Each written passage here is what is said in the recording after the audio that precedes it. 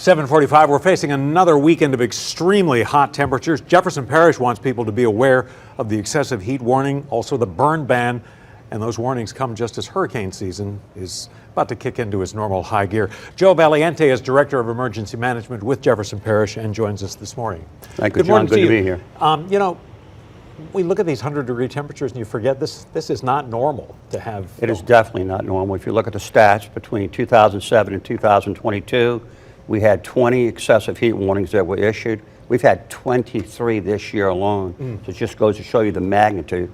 As an emergency manager, what do you want your people to know? And you know, obviously this is something that can affect young, healthy people, but there are vulnerable populations, young and old, too. Absolutely. So it's very important that the population and the vulnerable understand that you will not last very long in this type of heat, and you get dehydrated very quickly, and that you have to be able to get out of that heat.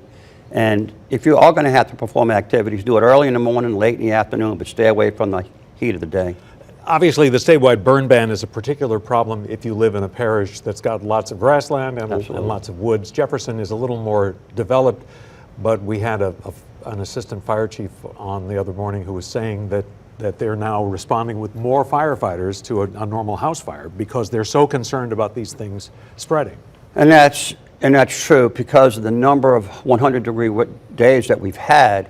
The ground is so dry, the grass is so dry, the trees are dry, that the fire can spread from tree to tree along lawns and then from house to house. So they've taken the necessary precautions to send additional personnel to stay on top of these fires. I would be remiss if I didn't go into hurricane season with you as long as you're here. We had this kind of protecting heat dome, which is going to lift eventually. Yes. What is the one thing you most want people to know as they prepare? Number one is that they have to be prepared with an evacuation plan. Sheltering in place for a Cat 3, 4, or 5 hurricane is never a good option for your family, your pets, and for your safety. So have an evacuation plan in place. We've identified from lessons learned from Ida that we've had new trigger points that we use in terms of calling for voluntary and mandatory evacuations.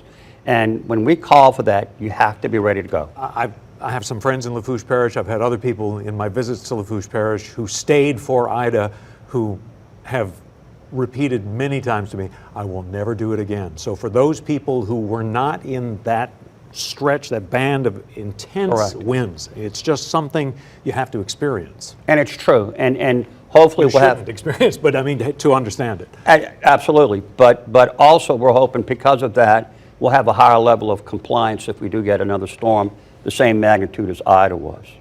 So, but another thing that we want to stress, John, and this is important, is that we have many mechanisms to get the message out, and situational awareness is important in order for the resident to make a good decision. So if you want real-time alerts, you can go to our JP Alert or JP Noticias, for the Spanish speaking, 888-777, and you will get those alerts on your phone. And so that'll be real-time information that'll help you. One other thing I want to mention very quickly is that we have our JP Aware website on the jeffparish.net website, and that's a dashboard that has complete information on heat, hurricanes, or any type of emergency. I'm out of time, unfortunately. JP Aware. JP Aware. So it's going to be www.jeffparish.net/JP Aware. Okay. Joe Valiente, a pleasure as always. Thank you. It is. Thank you very much.